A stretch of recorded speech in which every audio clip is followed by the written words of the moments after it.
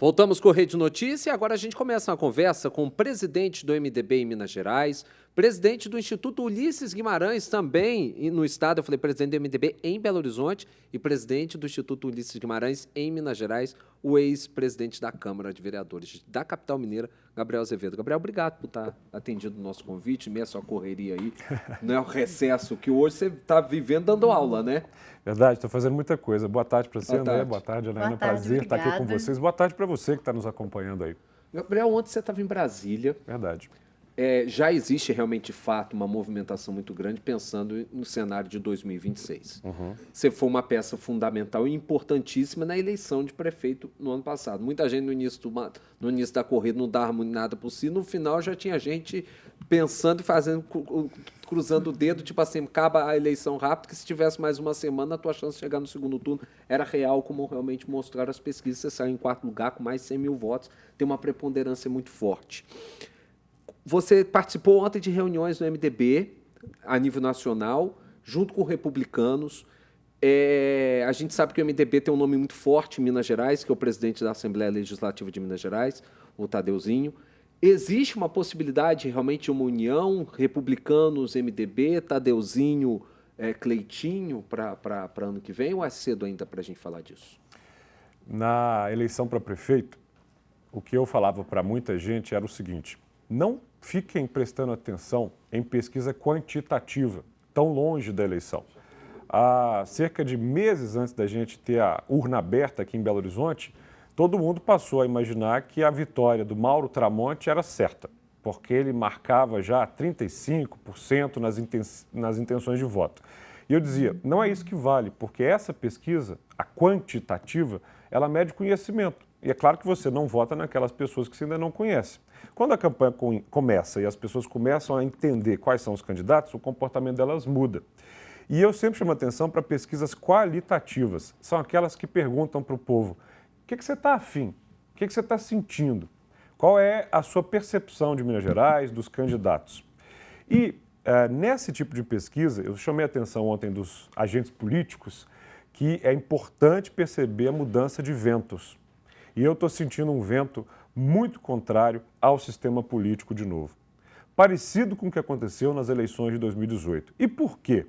Ora, eu falei ontem, como é que um Congresso aprova um aumento de cadeira de deputados? Como? Como é que essas emendas parlamentares estão aí sendo distribuídas de um jeito que até Deus duvida? Como é que o presidente propõe aumento de IOF numa situação de aumento de juros, aumento de inflação e por aí vai? A pauta da responsabilidade fiscal está na ordem do dia. Mas todo mundo que acompanha se pergunta, e de uma maneira justa, mas por que é que eu vou contribuir mais? Por que é que eu vou sentir cortado na minha carne algo, enquanto tem quase 500 bilhões de subsídios sendo distribuídos para o Brasil?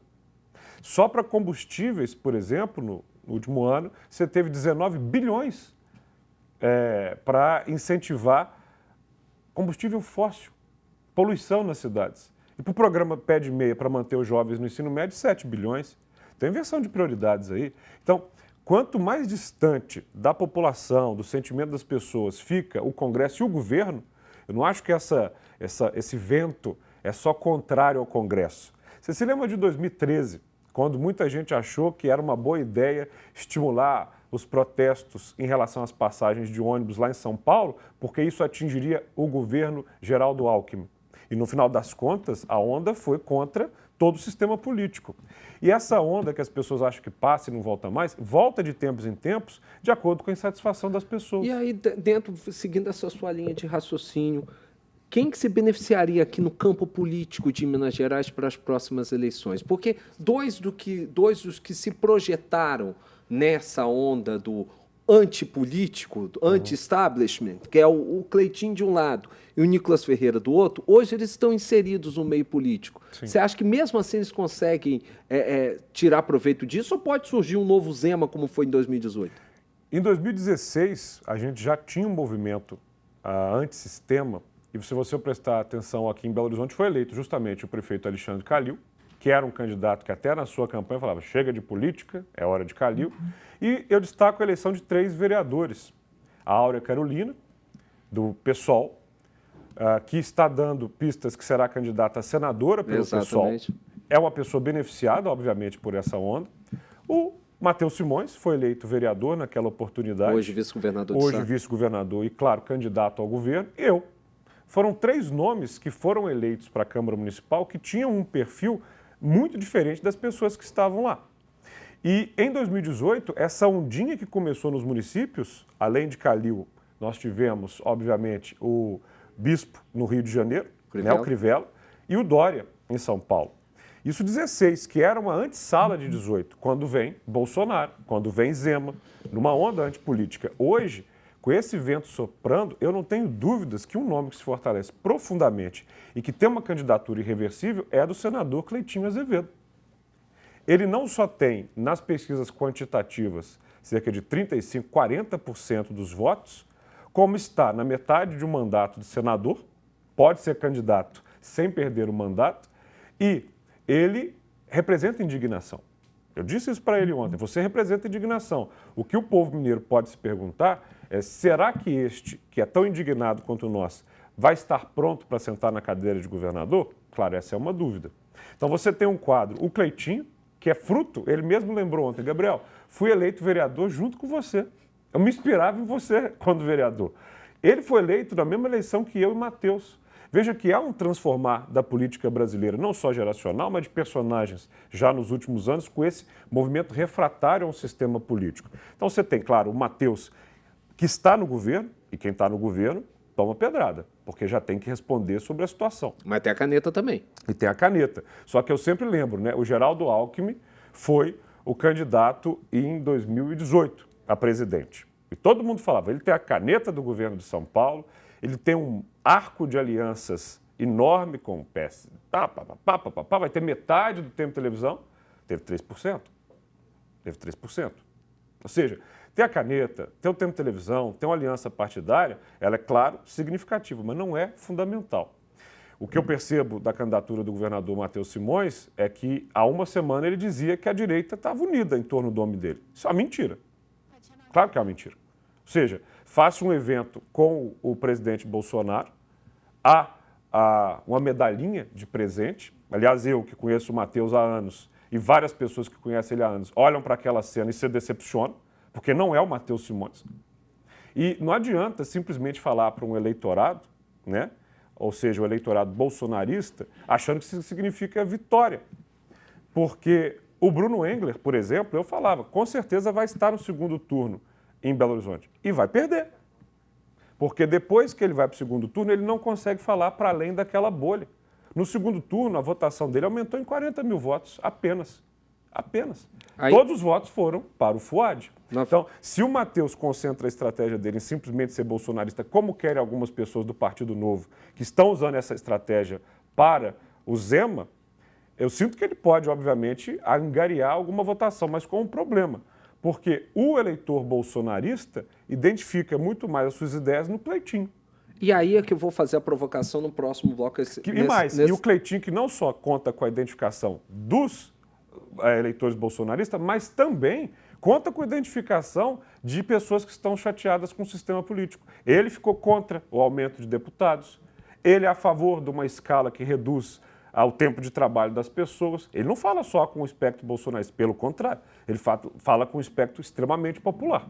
Né? E aí que eu quero fazer a provocação na volta do intervalo sobre como quem conseguir captar o centro pode desequilibrar esse jogo para vencer essa eleição. Claro. E aí entra o MDB nessa parada. Tá bom. Depois do intervalo. A gente vai para o intervalo rapidinho, na volta a gente continua a conversa com o presidente municipal do MDB, o ex-vereador Gabriel Azevedo.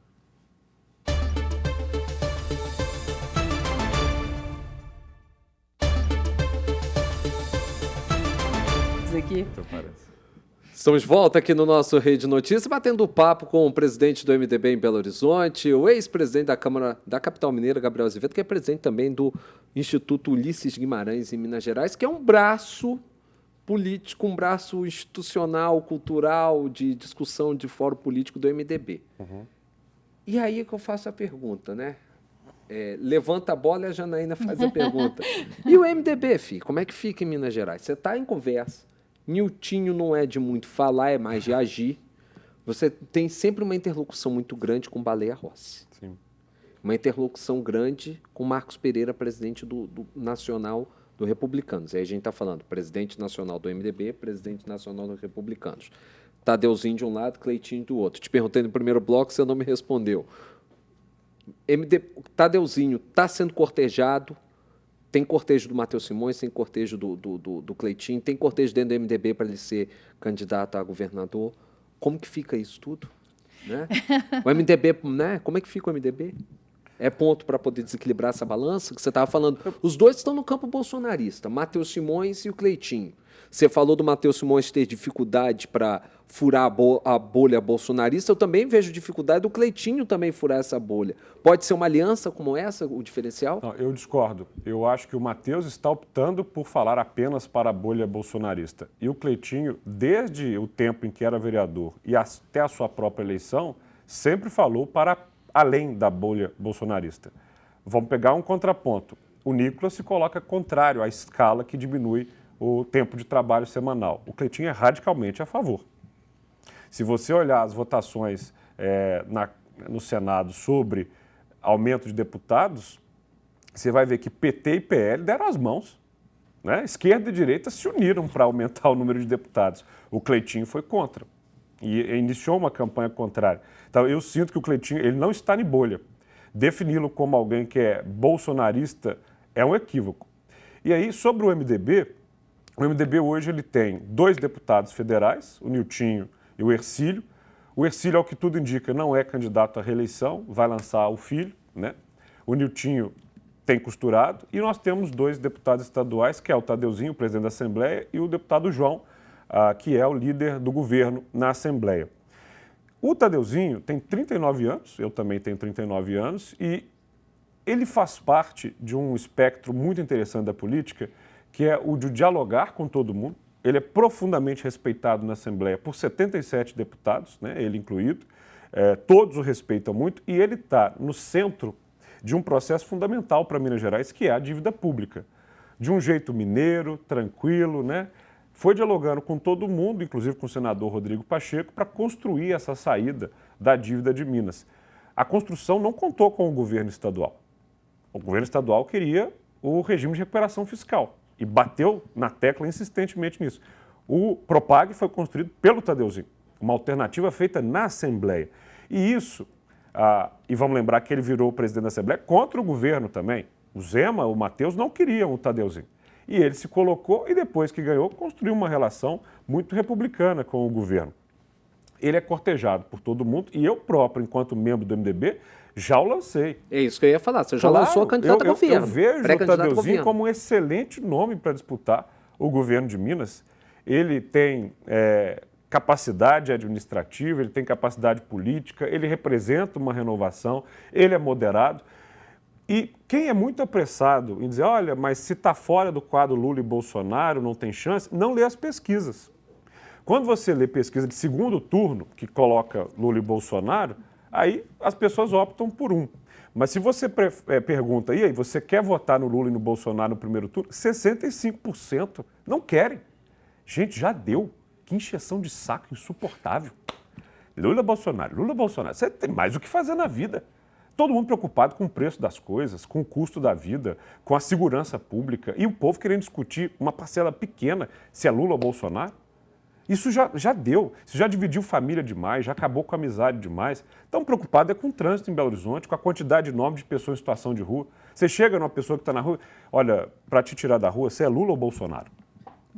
E, Gabriel, a gente está há 1 ano das eleições, né? Obviamente, vários nomes já estão pipocando, inclusive do mesmo partido. Uhum. Você vê que agora é o momento dessas pessoas, desses possíveis candidatos, eles aparecerem ou ter essa renovação, igual você está falando, né? Lula, Bolsonaro. É o momento de ter essa renovação, dessas pessoas começarem a aparecer essa parte nova, assim? Claro. E você seria um possível nome também? Eu tenho uma característica que todo mundo que me acompanha há tempo percebeu. Eu nunca fui nem Lula nem Bolsonaro.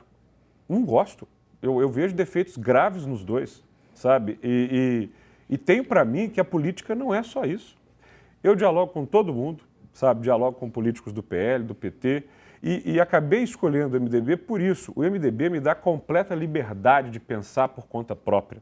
Não me exige, olha, você tem que ser isso, você tem que ser aquilo. Como as pessoas podem ser, ninguém é uma caixinha, né? E eu sinto que esse momento da política brasileira vai presentear quem pensa por conta própria, quem tem coerência. E sinto, para responder com clareza, que o MDB tem um papel grande na disputa mineira. Por quê? Porque se você fala só para um espectro da sociedade, você pode até ir para o segundo turno, mas chegando lá você perde.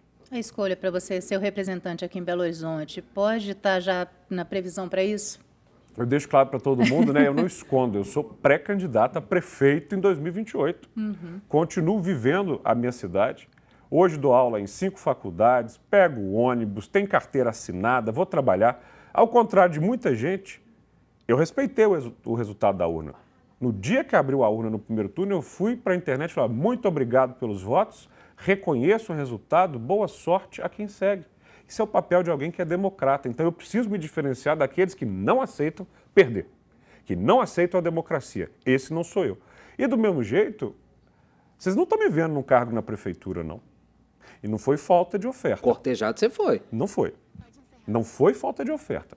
Mas eu não me vendo por carguinho. Eu não faço política, gente. Tem uma coisa que a gente tem que começar a resolver aqui no Brasil. Perdeu a eleição? Ok, você perdeu a eleição. Disputa uma prova. Será que tem só político que não sabe fazer nada além de política? Agora você falou que é pré-candidato à prefeitura, mas pode ser pré-candidato ou à Assembleia ou ao Congresso Nacional? Pois é, lá de Brasília há essa insistência de que eu tenho que estar na urna no ano que vem. Eu continuo dizendo, meu foco é Belo Horizonte. Eu sou um político que sou apaixonado pela minha cidade. E sinto realmente que ser compromissado com a própria cidade é uma prioridade para mim. O que eu comecei a ouvir das pessoas na rua, dos meus próprios eleitores, é isso, mas você não pode deixar de se candidatar. Você não pode deixar de se candidatar. Você não pode deixar de se candidatar. E as pessoas me dão um argumento interessante, que é o seguinte, tem muita coisa em Belo Horizonte que precisa de Brasília. Tem muita coisa que está parada lá em Brasília que atrapalha Belo Horizonte. E é verdade. Ou seja, você está com 2 anos de uma PEC, a PEC 25 de 2023, que institui o Sistema Único de Mobilidade para regiões metropolitanas, para grandes cidades, organizando os ônibus, que é uma luta da minha vida. Como é que um projeto desse está 2 anos numa gaveta em Brasília? E o projeto de aumentar deputado passa em 2 semanas? É brincadeira. É brincadeira. Gabriel. Ou seja, né, eu realmente ainda não tomei uma decisão para o ano que vem, mas ser lembrado pelos eleitores, andar na rua e receber o abraço, o carinho, gente que quer fazer foto, fala, olha, eu votei em você. É muito gostoso você andar na rua da sua cidade com as pessoas te parando para te abraçar e falar, olha, eu te achava o mais preparado. Que pena que não deu. Eu, aliás, já tenho uma resposta, né, que é clara, fala, não deu dessa, na próxima. Se votou, guarda esse votinho para mim. Então, eu só tenho a agradecer esse carinho, porque tem político que disputou a eleição que são muito menor, que né, tinha muito mais recursos para fazer a campanha do que eu, já tinha um mandato nacional e eu não tinha. Então, deu para provar que essa cidade gosta de ideias, porque a nossa campanha foi baseada não no meu nome, não numa briga, mas em ideias para a cidade, ideias que estão fazendo falta a ela. Gabriel, mais uma vez, obrigado por ter atendido o nosso convite. Está a portas abertas da Rede Católica, Catedral de Comunicação Católica, do Rede Notícias, para sempre sua presença aqui, porque a gente sabe que você é uma peça desse tabuleiro de xadrez importante, quando se fala de Belo Horizonte, e quando a gente fala de Belo Horizonte, fala de reverberar para todo o Estado, e a gente vai estar acompanhando de perto e sempre contando com você aqui para a gente continuar esse papo sempre muito bom. Obrigado. André, Janaína, Obrigada. Minha primeira vez aqui com vocês, eu espero que seja a primeira de muitas. Com certeza. Adoro participar e, sobretudo, para você que está aí acompanhando, não deixa de me acompanhar na internet, viu? É @Gabriel Azevedo, você me encontra no Instagram, no TikTok, e lá também a gente conversa sobre política, sobre Belo Horizonte, sobre Minas Gerais, mas sobretudo com o pé no chão e sonhando com dias melhores, porque todo mundo merece isso. E sobre música também, aquele bar bacana que você está aqui. Fazer um merchan, né? Se você ainda não foi no meu bar, vá lá, porque além de professor, doutorando e político, eu sou garçom. Essa é uma profissão que eu me orgulho muito, tá? Eu sou garçom ali no Minas Jazz Bar, que funciona na Afonso Pena Álvares Cabral. Porque, como eu já disse, eu não vivo de política, eu vivo como você, com carteira assinada, gerando emprego, trabalhando de um jeito que eu gosto. E no final da noite lá, se está todo mundo animado, eu ainda dou uma palhinha no microfone. Mas não é sempre não, pode ir que eu não canto todas as vezes não. Beijo, obrigado, Gabriel. gente, valeu. Tá terminando Rede Notícias, Gabriel pediu para você seguir ele nas redes sociais. Segue a gente também nas nossas redes sociais, nosso Instagram, TV Horizonte Oficial e também o Rádio América Oficial. A gente também está no YouTube, se inscreva no nosso canal exclusivo do Rede Notícia, é o Rede Notícia TVH. Acesse também o canal do YouTube da TV Horizonte, tvhorizonte.oficial. Agora você vai ficar com o Júnior Brasil acompanhando as notícias do mundo da bola. Rede Notícia volta amanhã ao meio-dia. Um abraço, fique com Deus. Até amanhã. Boa quinta, tchau.